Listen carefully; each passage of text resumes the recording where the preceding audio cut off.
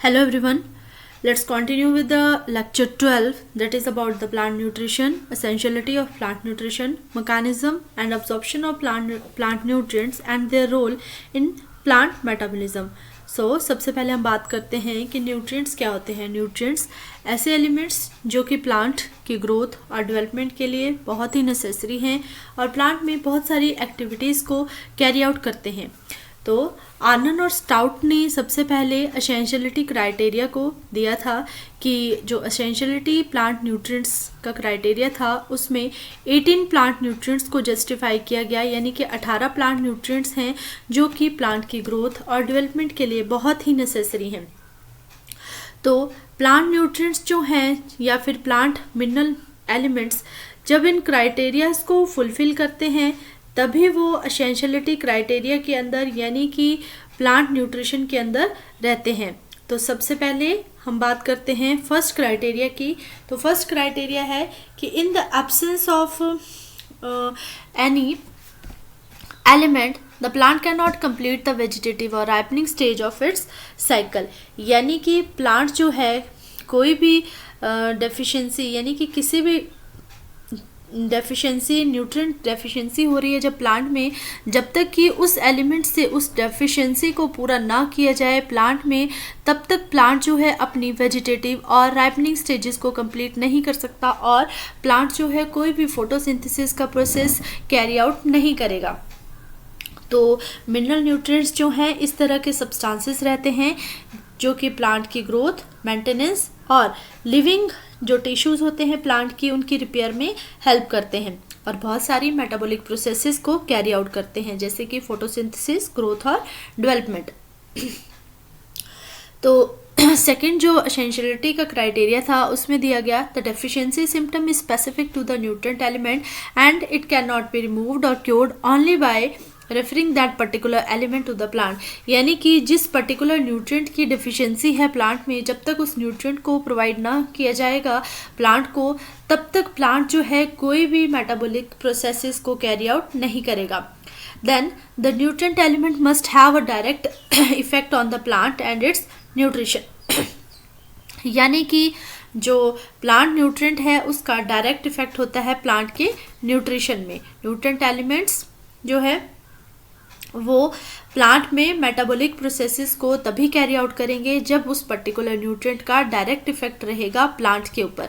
तो यहाँ पे बायोकेमिकल सीक्वेंस बताया गया है प्लांट न्यूट्रिशन का कि जब प्लांट्स जो है सॉइल सॉल्यूशन से इन न्यूट्रिएंट्स का अपटेक करेगा तो किस तरह से ये बेनिफिशियल रहेंगे प्लांट्स के लिए.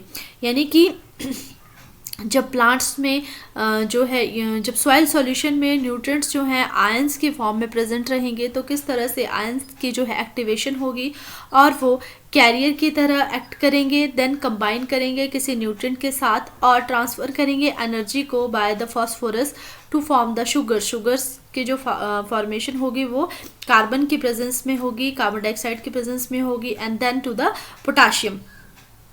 तो यहाँ पर बताया गया है कि किस तरह से बायोकेमिकल सीक्वेंस रहता है प्लांट न्यूट्रिशन का.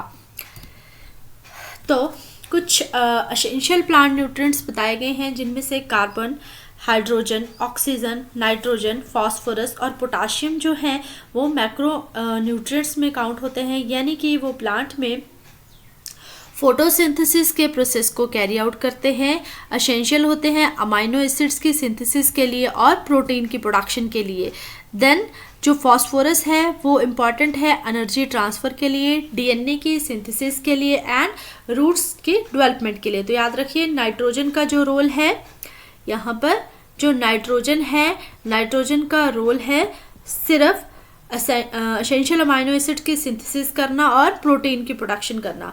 फास्फोरस का रोल है एनर्जी को ट्रांसफ़र करना, डीएनए की सिंथेसिस करना और रूट की डेवलपमेंट करना. देन पोटाशियम का जो रोल रहता है, पोटाशियम हेल्प करता है वेरियस फिजियोलॉजिकल प्रोसेसेस में जैसे कि फोटोसिंथेसिस और ऑस्मो रेगुलेशन में. बाकी जो माइक्रो न्यूट्रिएंट्स हैं उनमें बोरोन,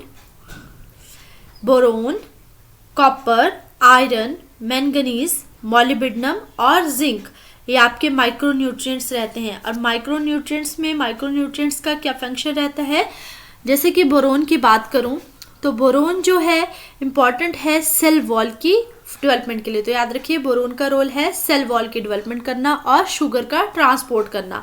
देन कॉपर, कॉपर जो है फोटोसिंथेसिस में इन्वॉल्व रहता है, रिस्पायरेशन में और प्लांट सेल डिफेंस में। यानी कि सबसे पहला रोल तो नहीं कहेंगे, फोटोसिंथेसिस के लिए इन्वॉल्व रहेगा कॉपर रेस्पिरेशन में और प्लांट डिफेंस सिस्टम में। देन आयरन, आयरन जो है एसेंशियल है फोटोसिंथेसिस के लिए, रिस्पायरेशन के लिए और नाइट्रोजन फिक्सेशन के लिए। Thereafter manganese, manganese photosynthesis, respiration और प्लांट डिफेंस के लिए। देन मॉलिब्डेनम, मॉलिब्डेनम जो है एसेंशियल है नाइट्रोजन फिक्सेशन के लिए और सल्फर मेटाबॉलिज्म के लिए। Thereafter zinc, zinc important है क्योंकि जिंक बहुत सारी फिजियोलॉजिकल प्रोसेसेस में इन्वॉल्व रहता है और फोटोसिंथेसिस और प्रोटीन सिंथेसिस में हेल्प करता है। देन कुछ एसेंशियल न्यूट्रिएंट्स हैं जैसे कि कैल्शियम, कैल्शियम का इम्पॉर्टेंट रोल है सेल वॉल की डेवलपमेंट करना और सिग्नलिंग मॉलिक्यूल की तरह एक्ट करता है कैल्शियम।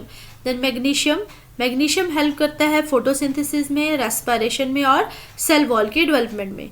देन सल्फर, सल्फर जो है वो अमाइनो एसिड्स में इन्वॉल्व रहता है, अमाइनो एसिड की सिंथेसिस में हेल्प करेगा और प्लांट डिफेंस सिस्टम में को मेंटेन करेगा। देयर आफ्टर यहाँ पर बताया गया है कि फोटोसिंथेसिस के प्रेजेंस में, यानी कि जब एनर्जी जो है सन से एनर्जी मिल रही है प्लांट्स को, तो कैसे कार्बन डाइऑक्साइड की प्रेजेंस में जो है एनर्जी जो है वो ऑक्सीजन रिलीज कर रही है प्लस फूड की फॉर्मेशन कर रही है। तो जो वाटर है वो वाटर जो है सॉइल से, रूट हेयर से होता हुआ जाइलम वेसल से प्लांट्स की तरफ जा रहा है, प्लांट्स के जो लीव्स हैं उनकी तरफ जा रहा है। तो कार्बन डाइऑक्साइड और वाटर मॉलिक्यूल जब मिक्स हो रहे हैं, यानी कि केमिकल रिएक्शन कैरी आउट कर रहे हैं, फोटोसिंथेसिस का प्रोसेस हो रहा है जिसमें एनर्जी का इन्वॉल्वमेंट है और तो उसमें ऑक्सीजन रिलीज होगी प्लस फूड की फॉर्मेशन होगी। तो ये जो सारा का सारा प्रोसेस है वो एसेंशियल न्यूट्रिएंट्स की प्रेजेंस में रहता है। तो जैसे प्लांट न्यूट्रिएंट्स हैं उसी तरह से प्लांट के जो न्यूट्रिएंट्स हैं वो नेसेसिटी हैं प्लांट की ग्रोथ और डेवलपमेंट के लिए। जिस तरह से एनिमल्स और ह्यूमन बींग्स को जो है वो फूड की रिक्वायरमेंट रहती है, तो हमारा जो फूड है, जो प्लांट्स का जो फूड है उसमें बहुत सारे केमिकल एलिमेंट्स प्रेजेंट रहते हैं, इसलिए हम उन्हें प्लांट न्यूट्रिएंट्स कहते हैं या फिर प्लांट फूड एलिमेंट्स कहते हैं। तो मैंने आपको बताया कि प्लांट न्यूट्रिएंट्स की जो क्लासिफिकेशन है वो किस तरह से है, मेजर माइक्रो न्यूट्रिएंट्स, फिर उसमें प्राइमरी न्यूट्रिएंट्स आते हैं, then secondary nutrients and minor और माइक्रो और ट्रेस न्यूट्रिएंट्स। तो माइनर, माइक्रो और ट्रेस न्यूट्रिएंट्स क्यों कहा गया, क्योंकि बहुत सारे जो एलिमेंट्स हैं वो प्लांट्स को बहुत ही कम क्वांटिटी में रिक्वायर्ड होते हैं, जिसे कि हम माइनर और मैक्रो न्यूट्रिएंट्स कहते हैं। यानी कि प्लांट्स को उनकी रिक्वायरमेंट बहुत ही स्मॉल क्वांटिटीज़ में होती है, तो इन्हें हम ट्रेसर एलिमेंट्स के नाम से जानते हैं। यहाँ पे अब कुछ एलिमेंट्स को बताया गया है और प्लांट न्यूट्रिएंट्स को बताया गया है जिनकी कमी की वजह से प्लांट में किस किस तरह के सिम्टम्स जो हैं वो देखने को मिलते हैं, तो उसके बारे में डिस्कस करते हैं। सबसे पहले कैल्शियम, कैल्शियम का जो है बहुत ही इम्पॉर्टेंट रोल है प्लांट्स में। आप यहाँ देख सकते हैं कि प्लांट का जो कलर है, यानी कि ये जो आपका टिप है, प्लांट की जो टिप है, टिप का जो लीफ का जो बड है, यानी कि जो इनिशियल ग्रोइंग बड है, वो जो है कैल्शियम की वजह से येलो हो जाएगा और विदरिंग हो जाएगी। यानी कि लीफ बड जो है वो उसमें ग्रेविटी की तरफ वो मूव करेगा और धीरे धीरे वो प्लांट से जो है वो डिटैच हो जाएगा और उसकी ड्राइंग होना शुरू हो जाएगी। देन जो प्लांट्स के लीव्स हैं वो पेल कलर के हो जाएंगे, जिन्हें आप टेंडर लीव्स कहेंगे। देयर आफ्टर आयरन, आयरन जो है, आयरन की कमी की वजह से लीव्स, यहाँ पे आप देख सकते हैं इस लीव को पेल हो गया है लीव और इस पे कोई भी स्पॉटिंग नहीं है, स्पॉटिंग नहीं है तो मतलब आयरन की डिफिशिएंसी। और इसकी जो मेजर वेन्स है, ये देखिए आप, इसकी जो मेजर वेन्स है वो सारी की सारी ग्रीन है। देन कॉपर, कॉपर की वजह से जो है पिंकिश कलर की जो वेन्स हैं, यहाँ पे आप इस पत्ती को देखिए, यहाँ की जो इसकी जो वीन्स है वो पिंक कलर की हो गई हैं और विल्टिंग हो रही है टुवर्ड्स द ग्रेविटी और ड्रॉप डाउन हो जाएगा धीरे धीरे जब कॉपर की ज़्यादा डेफिशिएंसी हो जाएगी। देन मॉलिबिडनम की वजह से लेमन कलर का पत्ता जो है, लेमन कलर का, जैसे कि एक लेमन शेड रहती है तो उस तरह का पत्ता हो जाएगा, हल्का और येलो और ऑरेंज कलर का। इसके ऊपर थोड़े थोड़े स्पॉट्स भी देखने को मिलेंगे पूरे लीफ के ऊपर, और जो लीफ का अंडर सरफेस है वहाँ पर स्टिकी सिक्रेशंस, ऐसे लगेगा जैसे कि हनी ड्यू की फॉर्मेशन है। उस तरह के जो सिम्टम्स हैं वो लीफ के अपोजिट डायरेक्शन में देखने को मिलेंगे। देन पोटाशियम की डेफिशिएंसी जो है जनरली टिप के ऊपर और एजेस के ऊपर देखने को पाई जाती है।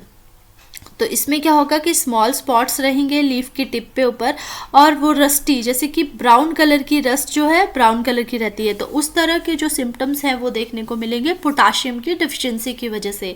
देन नाइट्रोजन का बहुत इंपॉर्टेंट रोल है ग्रोथ और डेवलपमेंट के लिए।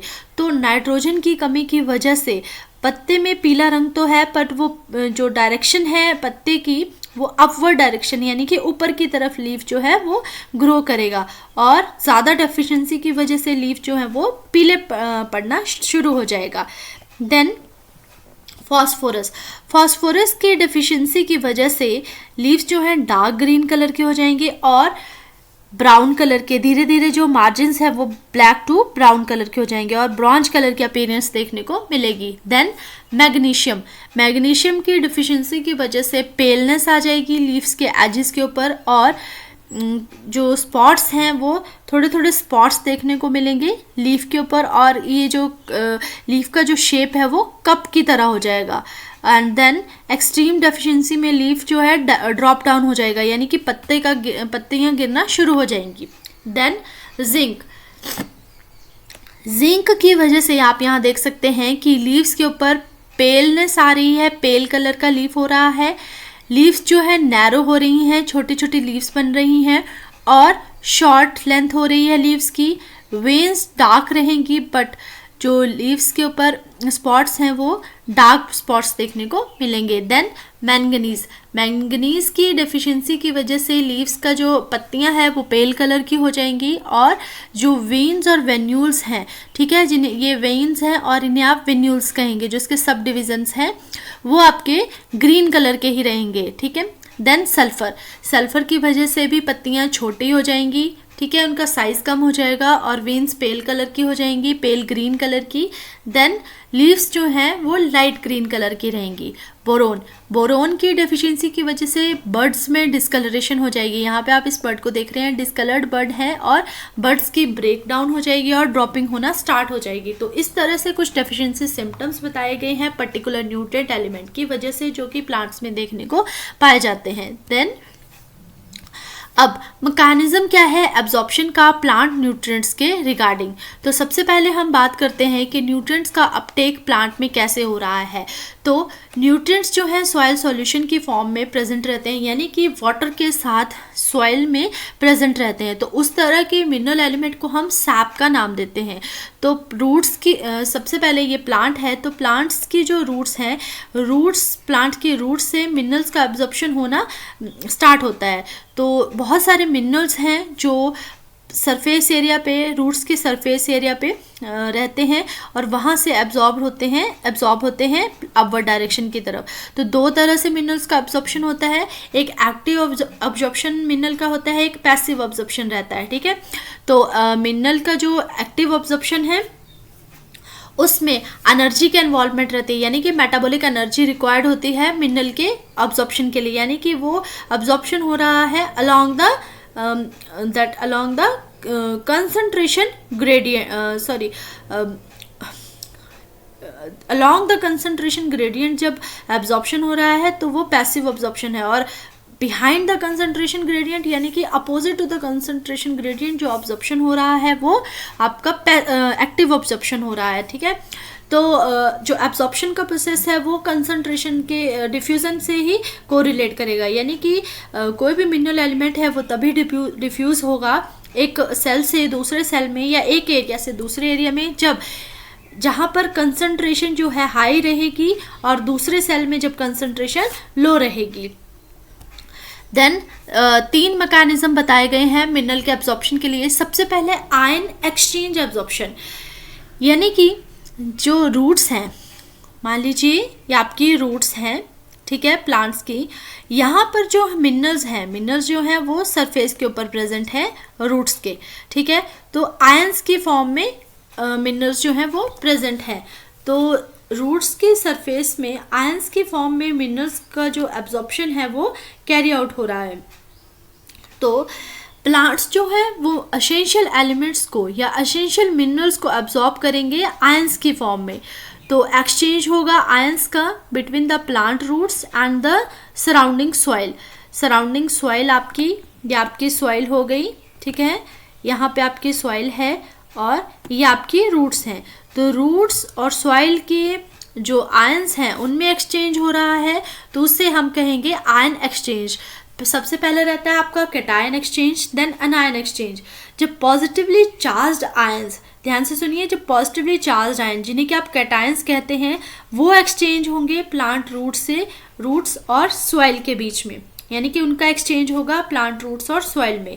Then anion exchange, anion exchange का मतलब है नेगेटिवली चार्ज्ड आयन जिन्हें कि आप एनायंस कहते हैं, उनका एक्सचेंज हो रहा है प्लांट रूट्स में और सॉइल में। तो इसका क्या मैकेनिज्म रहता है आयन एक्सचेंज का। हालांकि आपके इस लेक्चर्स में आपके ये वाला जो कोर्स है उसमें इतना लेंथी नहीं है कि किस तरह से जो है वो मैकेनिज्म है आयन एक्सचेंज का, बट स्टिल मैं आपको बता दूं कि एक्सचेंज जब हो रहा है तो कैसे हो रहा है। डिफ्यूज़न की फॉर्म में, डिफ्यूज़न यानी कि आयंस जब मूव कर रहे हैं एक हाई कंसंट्रेशन एरिया से लो कंसंट्रेशन एरिया की तरफ। देन एक्टिव ट्रांसपोर्ट, आयंस जो है उसके बाद ट्रांसपोर्ट करेंगे against the concentration gradient. Against the concentration gradient का क्या मतलब हुआ, जब आयंस जो है एनर्जी को यूज़ कर रहे हैं प्लांट सेल में।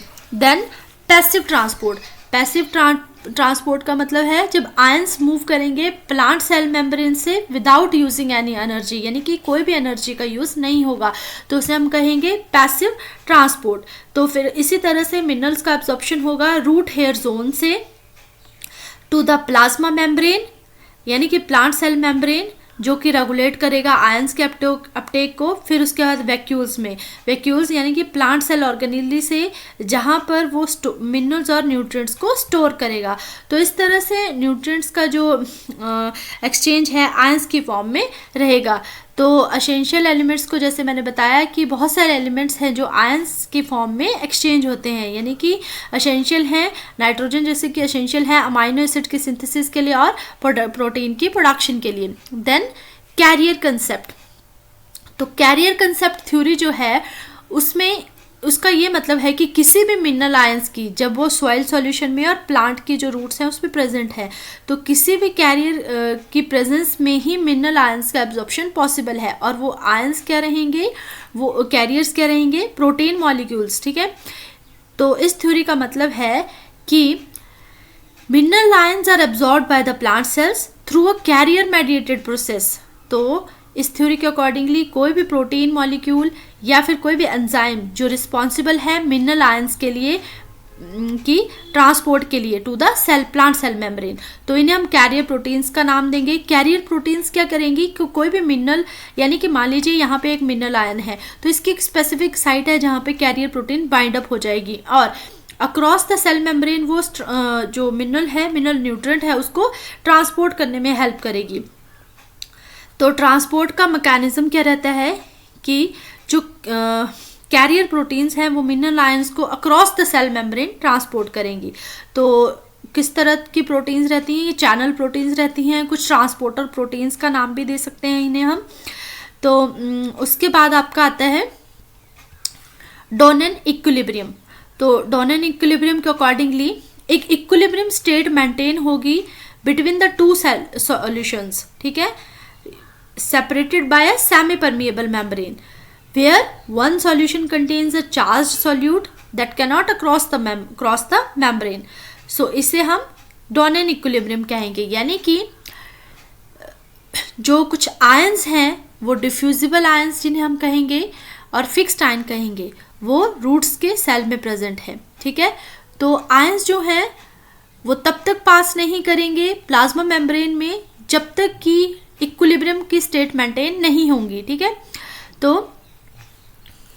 मान लीजिए ये रूट है, यहाँ पर कैटायंस प्रेजेंट है और यहाँ पर सॉइल के सॉल्यूशन में एनायन प्रेजेंट है, ठीक है। तो कैटायंस जो है सिर्फ एनायंस को ही बाइंड अप करेंगे या उन्हीं को टेकअप करेंगे टू मेंटेन द बैलेंस, और ये बैलेंस किसकी वजह से मेंटेन होगा, इलेक्ट्रिकल पोटेंशियल की वजह से। तो इक्विलिब्रियम स्टेट जब एनायन और कैटायन के बीच रहती है तभी एब्जॉर्प्शन का प्रोसेस जो है रूट सेल से पॉसिबल है टू द अपवर्ड डायरेक्शन, ठीक है।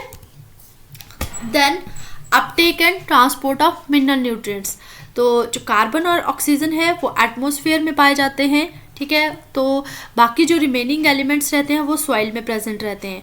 तो मिनरल न्यूट्रिएंट्स जो हैं वो इस तरह के केमिकल एलिमेंट्स रहते हैं जो कि प्लांट की ग्रोथ और डेवलपमेंट के लिए बहुत नेसेसरी है और प्लांट में बहुत सारे प्रोसेसेस को, मेटाबॉलिक एक्टिविटीज़ को कैरी आउट करते हैं। तो जैसे कि मैंने मिनरल एलिमेंट्स के बारे में बताया कि मैक्रो न्यूट्रिएंट्स जो हैं ज़्यादा क्वांटिटी में रिक्वायर्ड होते हैं, माइक्रो और न्यूट्रिएंट्स जो हैं वो कम क्वांटिटी में रिक्वायर्ड रहते हैं। तो मैक्रो न्यूट्रिएंट्स का क्या रोल रहता है, रैपिड ग्रोथ के लिए, प्लांट को स्ट्रेंथनिंग प्रोवाइड करने के लिए, फोटोसिंथेसिस को कैरी आउट करने के लिए, क्वालिटी को इम्प्रूव करते हैं, डिजीजेज से प्रोटेक्ट करते हैं प्लांट को, क्लोरोफिल की फॉर्मेशन करते हैं, देन सीड की प्रोडक्शन में और रूट ग्रोथ में हेल्प करते हैं, एंड बाइंडिंग मॉलिक्यूल और बिल्डिंग प्रोटीन्स का काम करते हैं। तो अपटेक कैसे पॉसिबल है, जो पहले बात बताई वो मैकेनिज्म्स थे, किस किस मैकेनिज्म से मिनरल का एब्जॉर्प्शन पॉसिबल है। अपटेक के लिए दो तरह का अपटेक रहता है, एक्टिव और पैसिव अपटेक, यानी कि दो डिफरेंट वेज हैं जिससे कि ट्रांसपोर्ट ऑफ मिनरल न्यूट्रिएंट्स जो है पॉसिबल है। तो अपटेक ऑफ मिनरल न्यूट्रिएंट्स जो है वो रूट्स और लीव्स के बीच हो रहा है। तो पहला आता है फर्स्ट फेज जो है पैसिव न्यूट्रिएंट है, जिनमें प्लाज्मा मेम्ब्रेन सिर्फ सेल मेम्ब्रेन ही इन्वॉल्व है, यानी कि जो प्लांट्स के जो सेल्स हैं, सेल के बीच का जो ये स्पेस है जिसे आप देख रहे हैं वो सेल इन्वॉल्व नहीं है, यानी कि डायरेक्ट सॉइल से रूट हेयर्स में जाता हुआ प्लांट्स का जो न्यूट्रिएंट्स हैं वो जाइलम में एंटर करेंगे। देन सेकेंड फेज में सॉइल से जो है वो साइटोप्लाज्म से क्रॉस करते हुए प्लाज्मा मेम्ब्रेन को क्रॉस करेंगे प्लांट सेल की, and then to the xylem. तो इस तरह से मैकेनिज्म रहता है मिनरल न्यूट्रिशन का प्लांट में, यानी कि पैसिव एब्जॉर्प्शन में कोई भी मेटाबॉलिक एनर्जी रिक्वायर्ड नहीं है, और एक्टिव एब्जॉर्प्शन जब मिनरल आयंस का हो रहा है, यानी कि आउटर स्पेस से सेल से मूव कर रहे हैं इनर स्पेस के तरफ, तो अगेंस्ट द कंसंट्रेशन ग्रेडियंट काम हो रहा है जहाँ पे मेटाबॉलिक एनर्जी का इन्वॉल्व हो रहा है। तो मेटाबॉलिक एनर्जी जब सेल मेटाबॉलिज्म में इन्वॉल्व हो रही है तो या तो वो डायरेक्ट इन्वॉल्वमेंट है या इनडायरेक्ट इन्वॉल्वमेंट हो रही है। तो जो मिनरल आयंस हैं वो ट्रांसपोर्ट नहीं करेंगे रूट्स में जब तक कि कंसंट्रेशन सॉइल में लो है और कंसंट्रेशन जो है रूट्स में ज़्यादा है। तो they can not pass the cell membrane, so वहाँ पे एटीपी एनर्जी का इन्वॉल्वमेंट रहता है, ठीक है। Then movement of mineral ions, root से मिनरल्स आयन जो हैं वो ट्रांसपोर्ट हो रहे हैं according to the transpiration pull theory, ठीक है। तो मिनरल्स जो हैं वो ज़्यादातर लार्ज क्वांटिटी में रिक्वायर्ड होते हैं ग्रोइंग प्लांट्स के लिए, और मिनरल जो है ओल्डर पार्ट से मूव करते हैं टवर्ड्स द न्यू पार्ट्स। यहाँ पे सिस्टमैटिक रिप्रेजेंटेशन बताई गई है कि कैसे मिनरल आयंस जो हैं रूट सिस्टम में प्रेजेंट हैं और किस तरह से उनका अपटेक जो है पॉसिबल हो रहा है। देन ट्रांसपोर्ट इन फ्लोएम, तो दो तरह का जो फूड है वो दो तरह के पार्ट्स में डिवाइड है। First one is source, then sink.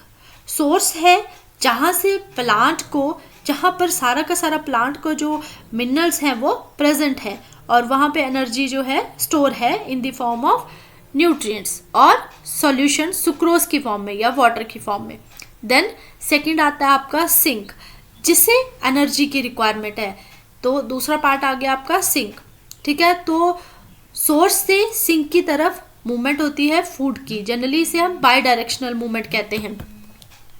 तो जो डायरेक्शन है मूवमेंट है फूड की फ्लोएम से वो बाई डायरेक्शनल है। इसका मतलब है कि ये अपवर्ड और डाउनवर्ड दोनों डायरेक्शन में मूव कर सकता है। जहाँ पर प्लांट पार्ट को रिक्वायरमेंट रहेगी एनर्जी की, फूड की, उसी डायरेक्शन में मूव करेगा सोर्स से सिंक की तरफ फूड मटेरियल। देन जो रूट्स हैं वो समटाइम्स सोर्स का काम करेंगी और जो बर्ड्स हैं वो सिंक का काम करेंगी, but according to the season के अकॉर्डिंगली ही सोर्स और सिंक का वर्क स्पेसिफिक रहता है। देन प्रेशर फ्लो और mass flow hypothesis.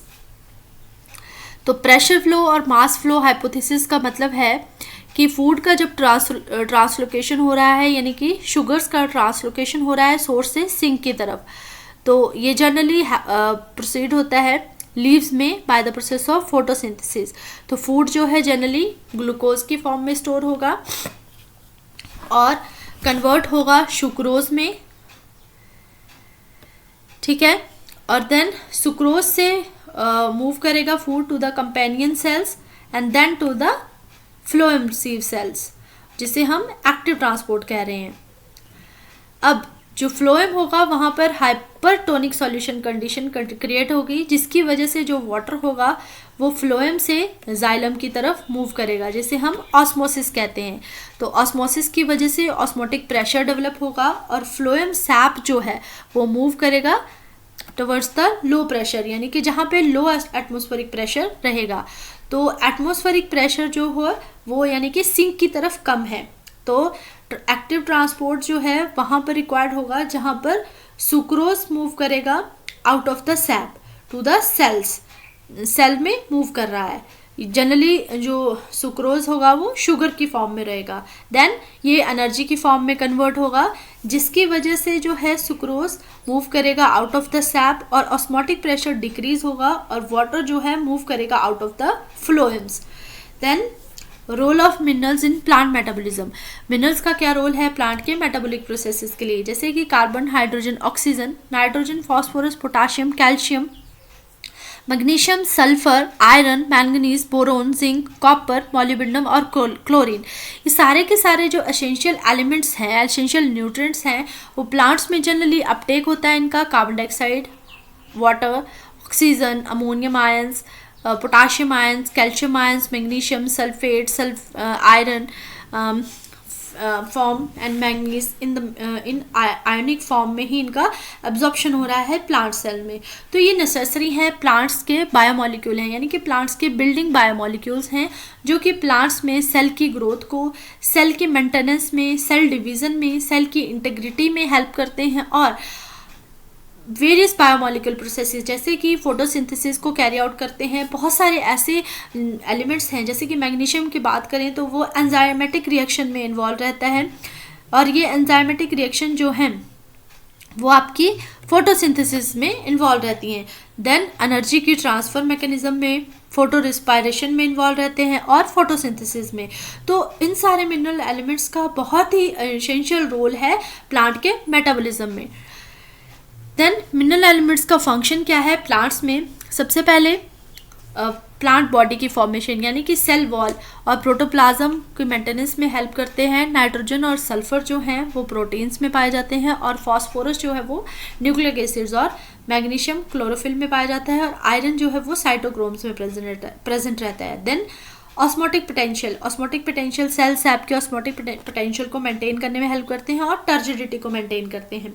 Then mineral elements जब प्लांट्स एब्जॉर्ब करेगा किसी भी मिनरल एलिमेंट्स को तो वो प्लांट सेल की यानी कि सेल सैप की जो एसिडिटी है या बेसिसिटी है उसको इन्फ्लुएंस करेगा, ओवरऑल प्लांट की पीएच को इफेक्ट करेगा। देयर आफ्टर मेम्ब्रेन के परमेबिलिटी को मेंटेन करेगा। बहुत सारे मिनरल एलिमेंट्स जो हैं जो कैटालिटिक इफेक्ट रहता है, एक कैटालाइट की तरह एक्ट करते हैं और टॉक्सिक इफेक्ट क्रिएट करते हैं अगर ज़्यादा कंसंट्रेशन हो जाए। तो कुछ ऐसे एलिमेंट्स रहते हैं जो बैलेंस करते हैं टॉक्सिसिटी के इफेक्ट को। एंड देन बहुत सारे ऐसे एलिमेंट्स हैं जो फ्लोएम ट्रांसपोर्ट यानी कि जैसे कि बोरोन और पोटाशियम की बात करें तो वो ऑर्गेनिक सब्सटेंसेस के ट्रांसलोकेशन में हेल्प करते हैं फ्लोएम में। So thank you everyone.